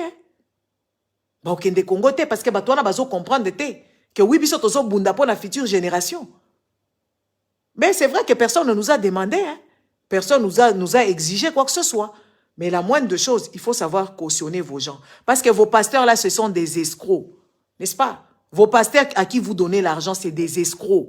Eux vous donnez. Les gens qui viennent ici, moi je ne veux pas venir ici vous promettre mon disait merveille de vous dire que oui, vous allez aller au paradis. Moi, je vous dis que to libéré mboka na biso, oye ba connaissance ndeti awa na uti ko coacher bino. Oye bokenda ba feti otongaka mema, otsala ka bandaku mema, oyebi ko sala bo eza coaching te. Bino bolingi ka batu ba yebisa bino boko bala, boko kende ko bala, boko sala mabala, mabala ya bala bala et tout ça. Non, moi je peux pas vous dire ça. Je vais pas vous dire ça. Mais na uti ko coacher bino awa. Comment s'habiller dans des lieux comme ça? Comment faire des rencontres quand tu vas dans une fête? Tu peux pas aller commencer à t'exhiber avec des danses obscènes, commencer à faire des choses de kindobika là-bas, des choses bizarres, commencer à commencer à la misa piboye, mobile mobimba bini abini, tellement esengwele keli asali pebwe. Ah, neti soki banani yo bazai ko sala makambo ya wana na basen. Non? Je vous ai coaché. Et belé ba congolais belé bazaka na sens wanate. Il y a une fois ici, il y a pas trop longtemps, je suis allé dans un magasin exotique. On me donne une carte de visite. Mais la carte, elle est terne. La carte, elle est toute blanche, avec des écrits dedans. Mais monsieur dit qu'il est photographe. Il est photographe, il fait des événements, et ils ont des trucs de décoration. Moi, directement, j'ai ramassé le monsieur. J'ai dit, mais monsieur, carte na yo oyo, ils ont attiré té. Donc, si tu me donnes, ça sera comme ma carte kaka, tu vois, les trucs bêtes, quoi. Même pas, voilà. Il n'y a rien. C'est pas coloré. Il n'y a rien qui prouve que yo, ça, la photo. Et c'est vraiment de, hein, et zanga sens. Surtout que moi, je suis simple. J'ai dit non. Tu es simple sur toi, oui. Mais quand il s'agit de ton boulot, il faut savoir mettre aussi le paquet pour tes cartes de visite parce que c'est ça qui te représente. Et ça doit attirer. Oh, il va discuter. Moi, j'ai dit non, non. C'est simple. Dommage, mon sac à main est loin. J'ai dit, je vais prendre tes cartes, mais ça ne va pas attirer une personne qui a talango 2 fois parce que c'est écrit noir sur blanc comme sur un bout de papier banal. Et puis le monsieur, il a compris le message. Il dit, ah, je veux essayer de travailler. J'ai dit, oui, travaille. Va. Vous savez, hein, les Congolais, il ne faut jamais se prendre à la légère. Faut jamais se prendre, comment je dirais, faut jamais se prendre olé olé. Il faut toujours. Il y a des gens qui font des cartes de visite. Tu vas chez quelqu'un de professionnel, tu fais une bonne carte de visite, on te conseille. Parce que c'est ça qui va te rapporter de l'argent. Si tu ne sais pas investir dans tes cartes de visite, tu ne sais pas investir dans ta publicité. Mais là, tu vas investir dans quoi? Comment est-ce que les gens viendront? Les gens ne viendront pas. Oui, c'est les premières impressions qui comptent. Ato salaka bâtiment, olati simple, à supposer, olati jean na yo, ou yo za muto simple, kola ta jean na yo ya noir, ozui moi na no beti demi Dakar na yo, ozui veste oche. Otalti chemise na yo ya bien oche. Obibi, ou bien okola ta chemise na yo ya bien, la pantalon na yo ya bien, ya tissu, olati bien. Bino, bozo kende kolata ka ba pantalon o ezo kole bino banzoto, ba mibala ba congolais, bo koma na makambo moko moko. Moi, je ne sais pas si vous voyez la même chose que moi. Bo koma très bizarre. O mona mobali mobimba, ala telebiso ba pantalon neti ya ba denile, ceci kangi nzoto, azoko kakutu ko bougete. Eloko na ye o liboso, esi etel eza wana ezo vimba. C'est vulgaire, c'est bizarre. C'est bizarre. Okola ta pantalon lolenge boete. Omona mobali mobimba lati kaka ba derrière nyoso ela kisama. Ngana komi komituna. Bokoma pe bato misala wana. Bokoma bato lolenge wana. C'est quoi cette exhibaranini? Parce que la plupart, moi j'ai remarqué beaucoup de hommes congolais, maintenant ils ont changé cette façon-là de s'habiller. Omona mutumbimba lati pantalon moko et si ekangi nzoto, tu vois toutes ces intimes là, ces parties intimes et vimbi yekuna. Donc, tu ne comprends pas le sens. Hein?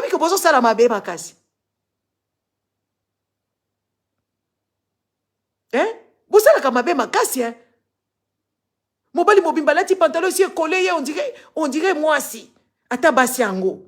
Non. Bon, comment on a un sérieux problème, hein?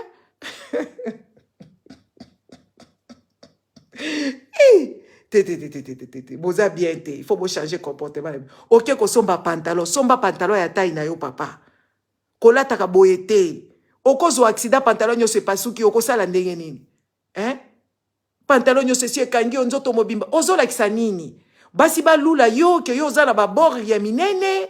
Moi, je me pose, franchement, moi, des fois, je regarde des gens, biso na ngeta la ka côté mususu, po emo na yo ka posa penza ko gangi na bango. Oui, na yo ka posa penza ko gangi na bato lolenge wana. Eza malamu te? Bola kisaka nini? Po charisme oya ba papa na biso. Omona mombele mobimba, asi apakoli ba choko. Apakoli ba boye, akati ba mandefo, ba mi pa système ango mandefo ango, baninga bazo bomba mandefo ba okende pa a barbier. Ba okende pa ba barbier. Ba barbe wana eza na ba couteau na bango soki ba gilette na bango o ba kataka nango. Yo o bombi mandefo o komineti Joseph Kabila. Ba mandefo ango elingama ezata kitoko te.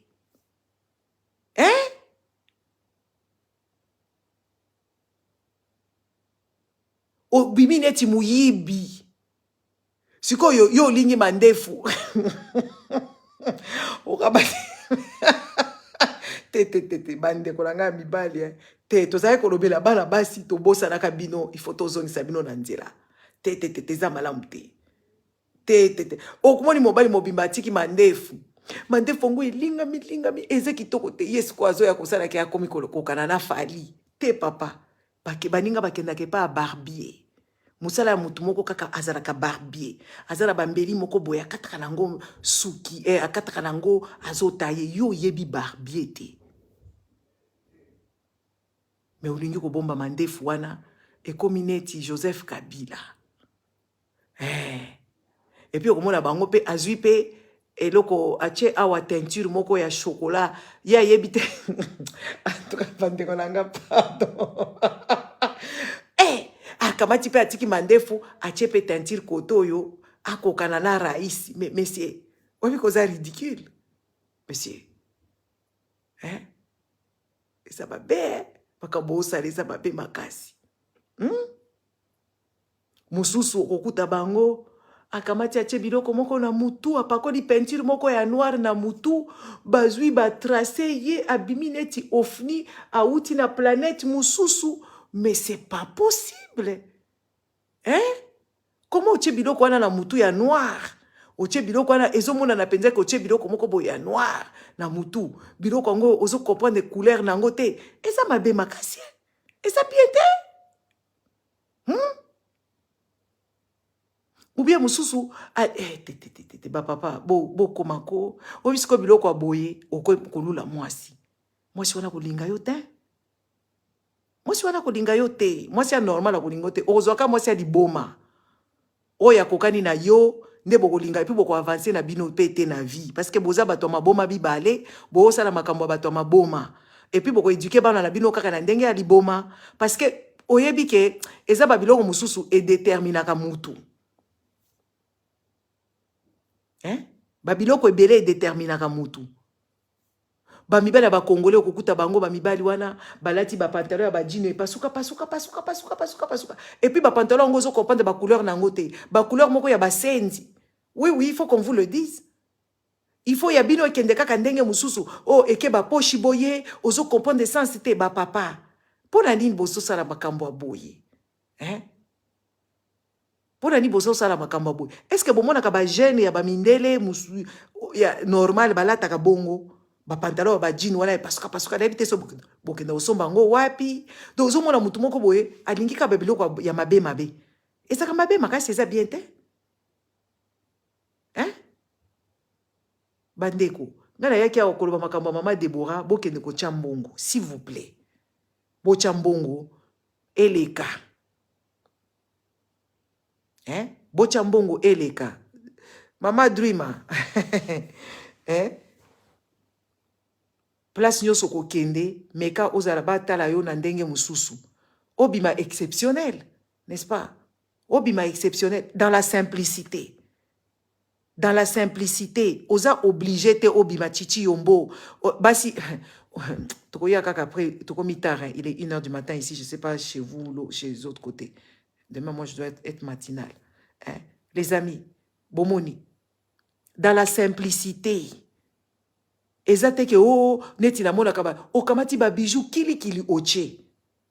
Oche ba bijou kili bana basi. Oche ba bijou kili. okamati ba boucle d'oreille moko neti ba pine otie na matoi. Hein? Eza ba créole na ba biloko mususu te. Bande konangai, il faut to mekana koluka moi simplicité. Vous savez, pas l'extravagance c'est bien hein, de moment, mais il faut la simplicité de souvent c'est bien et ça te fait une personne respectable quand tu es pas ezana batu mususu hein, pas n'importe quelle simplicité. Ezana batu mususu simplicité là comme et bibisi éterne comme mobange. Ezana ba simplicité à bateau baza crispé ou baza frustré. Au moins mutu moko bo asekaka na yete, azana yepe bien, asekaka te, alataka. Donc ye makamuna ye ezaka ya ye moko akanga mapema. Ye sikoyo azoye bateke bobali na ye alingaka moi vie, moi couleur, moi gaieté. Hein? Ye sikoyo yazaka ka Au moins na nzoto batu o bazalaka, au moins mutu. J'ai remarqué ça chez beaucoup de gens méchants, hein. Surtout dans cette communauté, abisso ba congolais n'a remarqué bato ebele bazandengenine. Les gens, c'est pas tous, hein, mais la plus souvent, hein. Au moins la mutu moko boy azana mbali na ye, atanga, n'est-ce pas? Ba tanga, aza tellement strict qu'elle se prive même de la vie. Rigoler, s'amuser, a komi crispé nanzoto e kauki. Beauté nyonso esilié. Et là-bas, là, takaka ba grisona, ba ça pas tout compliqué. Dozo mona mutu mo ba komi mobange avant. Et puis so c'est quoi mobile na lingaka batu oyo ya koseka.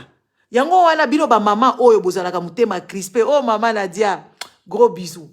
Oh bozalaka crispé wana bodinga ko lakisa ke uyo oza distinguer parce que Congola ça ka di azalaka na comment ayebi ko ça la discernement te ayebi ko ça la comment je vais dire ayebi ko kota la makambu bien te yazo kanisa distinguer faut la strict non il faut pas rigoler non il faut rigoler il faut s'amuser dans la vie qu'est-ce qui nous reste encore à part s'amuser et se mettre bien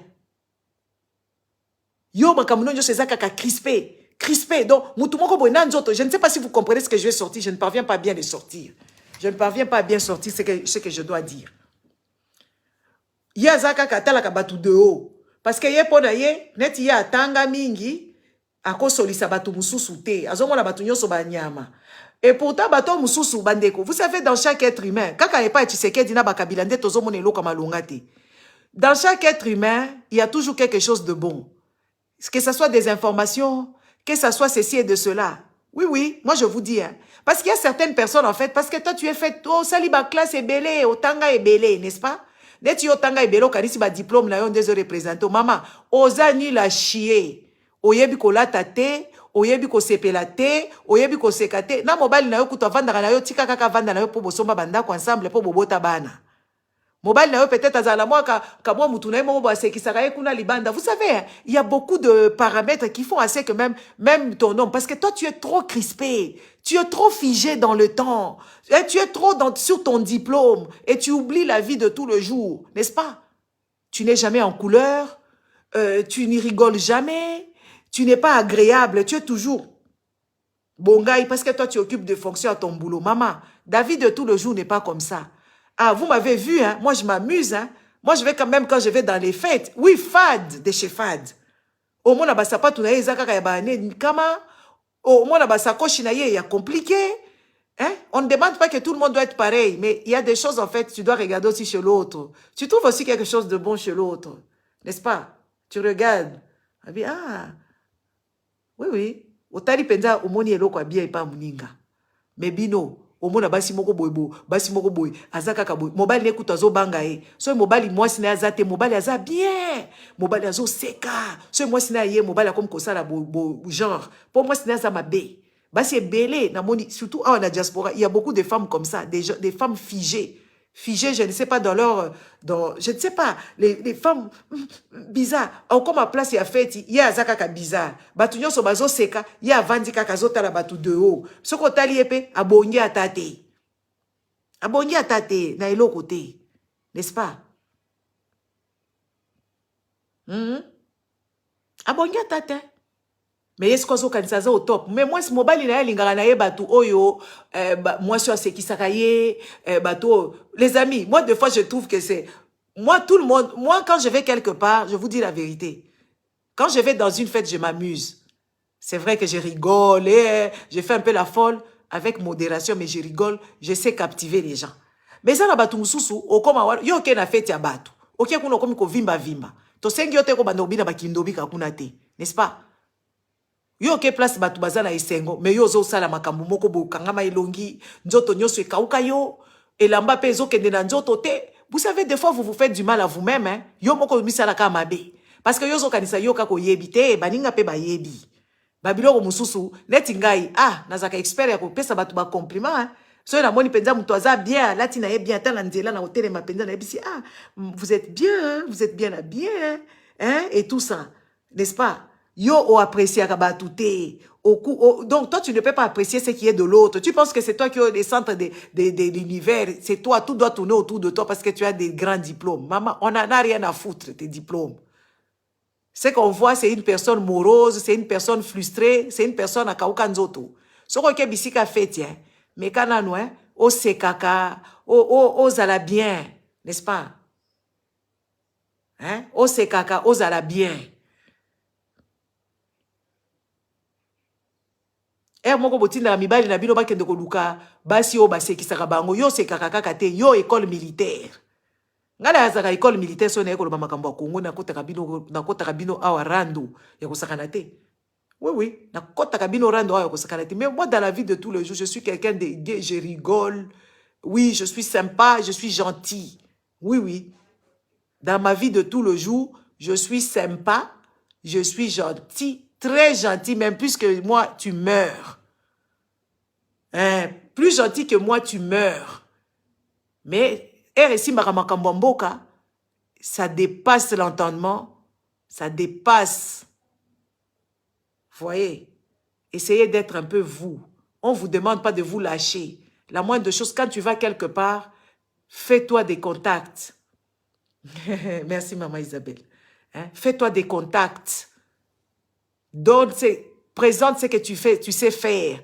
Oui, mokope, okozanope na mukandate, ba mutu mususu ako aider yo.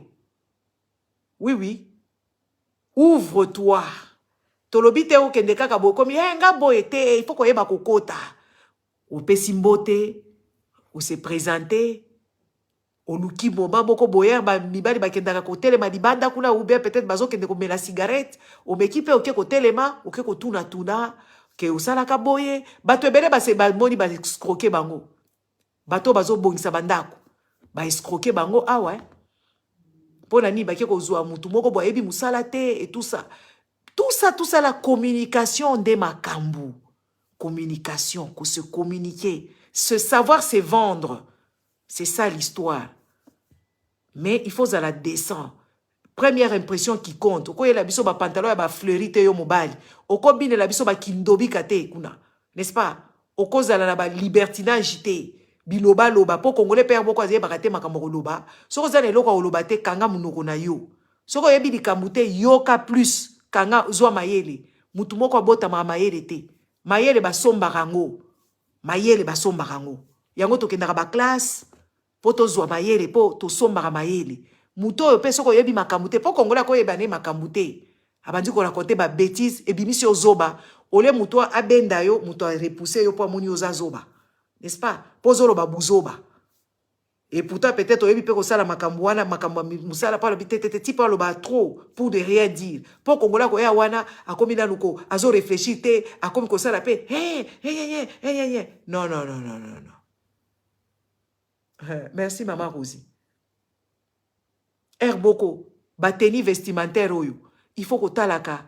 Yango wana mindele bazaka na ba magazine, ba tendance, ba boye. Toza kutu magazine toko kende na internet soko oyebi ko somba te po. Il y a des gens qui n'achètent jamais rien. N'est-ce pas? Qui n'achètent jamais rien. Netinga na yebi ba tendance na somba na ba Marie Claire na ke ko somba ba boye na talaka kaka. Na obeta makamuna na obeta ngo na ndenge moko boye na ndenge ya tendance mais na beti yango ndenge mususu. Vous comprenez? Papa Abdon, Papa Christ Abdon. Tu es au Congo, courage. N'est-ce pas? Toza la kabatu. Neti bakambo to néglige ka langue na biso na osala bino émission sur le langue. toza na balangue 4 oyo national. Mais yo omitia kinois babiloko ba intérieur wana ya banani ba uta. Et pourtant tala lelo tokoma boye tozo yeba te place à côté lemela tozo yebelo côté parce que toyebi langue te toyebi kaka langue moko, n'est-ce pas? Muninga zoyo azolo baba langue mususu bino bozo comprendre te. Oui les amis, normalement neti na Congo eza kaka langue 4 langues nationales. Normalement yo mutu normal il faut yeba kolobata 3 langues nationales. Na 4e ya ekolo na yo. Bokende na Afrique du Sud, bazala soki na ba 11 langues. Okuta Sud-Africain betaka penza minimum 8 langues. Oui, Sud-Africain ya mutu mwindu abetaka penza 8 langues. Mais biso, ozo néglige ba langue mususu ozo mona ngo keza ya basendi, ozo lelo oyo ba mangala oyo comme kotangisa ma awa. Eza un hasard te. Na Belgique awa na université ya Gand, ba comme kotangisa lingala.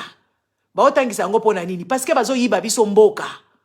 Il faut batu ba yoko la ba langue. Il faut ko la kisa batu langue. Bana na biso il faut to tia bango makambwana na mutu. N'est-ce pas? Ezaka pe complexe d'infériorité. Netinga na beta kanangai, na beta au moins, na beta ka 3 penza kurama. Na beta ka penza 3 langues kurama na Congo. Na beta lingala talate, na beta swahili na talate. Kikongo ezo kimanga po nazo pratiquer bien te. Na beta pe Kikongo. Chiluba muke muki.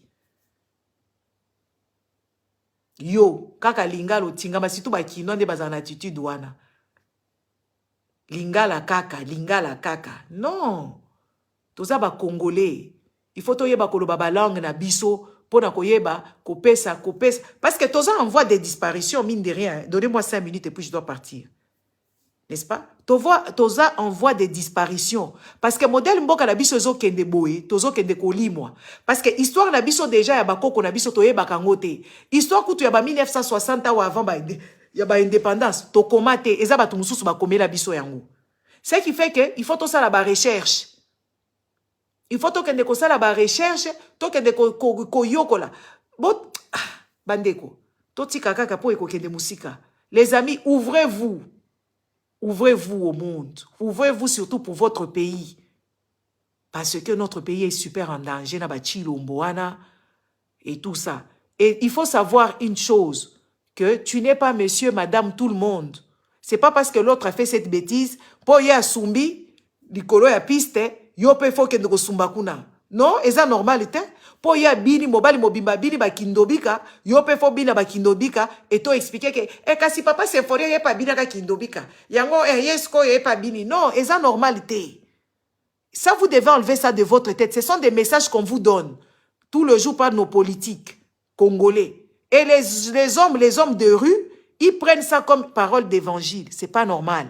C'est pas parce que l'autre a fait une bêtise et que ça va t'inspirer. Non. Ça ne doit pas être ton inspiration, la bêtise de l'autre. Ça, vous devez savoir ça. Et vous ne devez pas être en admiration avec les bêtises de ce genre. Non, non. Allez sur Google. Ce qui est bon, la page Nangate. Papa Van Rosdal. Ce qui est bon, la page Nangate. Kende na Google. Betaka GoFundMe. Deborah Kayembe. Okutango Bochembongo. Bandeko, bochambongo. Mama wana azo bundela biso nyonso. Azo bundela biso nyonso, bochambongo. Bopesa kambongo badim tout le jour. Badim, ba offrande. Kaka bino bopesa ka offrande. Kaka bino bofuta ka loyer à église. Kaka bino bofuta ka pasteur ba voyage. Mama pasteur alata ba griffe na mkongo na bino. Et puis après bana na yeba ko ya ko vivre na bino. Bopesa mbongo na mama Deborah. Boye bako soutenir bato bazo lebe na makambo mboka parce que bato wana bazo zo ba risque bazasu na vite bato ebele batika ko bima ko sala ba activité ko éviter bato eza bato mususu boza ko sekana bango komi ko banga bango et tout ça là et ayez cette habitude là parce que na église na lobi que église eza mabete mais église eza escroquerie surtout quand on parle d'argent. Dieu n'a pas besoin de nous pour qu'il soit riche. Dieu n'a pas besoin de nous pour qu'il nous bénisse. Il fait tout ce qu'il veut. Il fait tout ce qu'il veut. C'est de l'escroquerie. C'est de l'escroquerie. Bon, au revoir, hein. Naki kolala, parce que kobi ere iliki makasi. Dambe apambola biso, tozalaki ebele. Bola takabila te la kala te la te. Bobi nakabakindobi kate. Yo mama, mi fungwama. Changez-moi, zala moi gentil. Zala moi kosekisa. Et po ba mama mususu bazala kawana, tina ndako akangaka kaka nzoto. Azo kanga kaka nzoto. Et pourtant mobali na limwaninga komona ye moi, hein? Moi gentil, moi souple quoi. Au moins na ndako ya lataka kaka ba jogging, atiena ba chaussette minene. Mais oza na ndako na yo. Hein mama, zala moi sexy. Hein? Yango mibali na bino ba trompaka bino. Po yo na ndako na yo lataka ba chaussette minene. Na ba jogging tous les jours. Olataka ba show. Donc yo okangama nzoto makamno nyoso zaka kaya okangama nzoto. Omona basi ya lolenge wana pe ata na kolamba alambaka bien te, alambaka tu biloko ya mike po ya kangama nzoto makamno nyoso ekangama mama fungwama ko. Fungwama mwa ndambo osepelisa mwa papa po bino bolingi ba mabala ngote. Bozala kati ya ba mabala ngo boyebi ata kovanda kuna te. Ba mama. Yo kosa la surprise te. Yo makamno nyoso zakaka oui. Non. Soki balinga bazo sekozo uzo bango ba légère. Biso tozakala biso to sekakala biso to sekaka kaka. Soki toke feti toko seka to bini pe na ndenge ko sekisa na ndenge logique mais avec toute la gaieté, toute la gentillesse. Mais yo ke feti aussi au bombeka depuis au bombaki kaka boy. Matali na yo. Bon ba papa bo kendaka ba feti sans basi na bino bo me makabasi na bino bo kendako binaka na bango ba rumba kuna. N'est-ce pas? Ba papa balata ka ba pantalon e kangama wana bo tika kolata ba pantalon e kangama wana banzoto. Eza mabe makasi. Ya kitoko te. Ezo la kisabino penza batu te. Tokoma ko loba ke bino boza banani oyo. N'est-ce pas? Po pantalon e ko kangolo lenge boye te papa. Ba kuise zongi kote kuna bodas na we bimi kote boye. Ozo tambola pe ya moko komi koyoka na soni. Toko lati so liputa jour mususu. Papa yo, toko ya ko zipa yo na liputa neti ba zipa ka bato na Afrique, ba mama ko zipa. Papa yo, toko lati so liputa likolo ya ba pantalon na yo bakanga dadi wane kanga yo nzoto bisika nyonso ya mabe. Toko lati sa yo liputa. Po tozo comprendre sens na yo te. Nakei, bonne soirée. Ba mama, ba papa, boboto, bondeko, ezaka ka bongo. Foto lo banaka vérité. Bocha mbongo nde, bocha mbongo. Bocha mbongo, kune pa mama Deborah, bokende ko chambongo. Bokanga mitema te. Botika ko cha badime. Badine mwa eza escroquerie. Escroquerie pure et simple. La manipulation. Voilà. Bonne soirée. Kalate toko kanga papa di puta. Po papa la ti pantalon e kangi nzoto. Tu as faim. Bon, bonne soirée. C'est pas possible.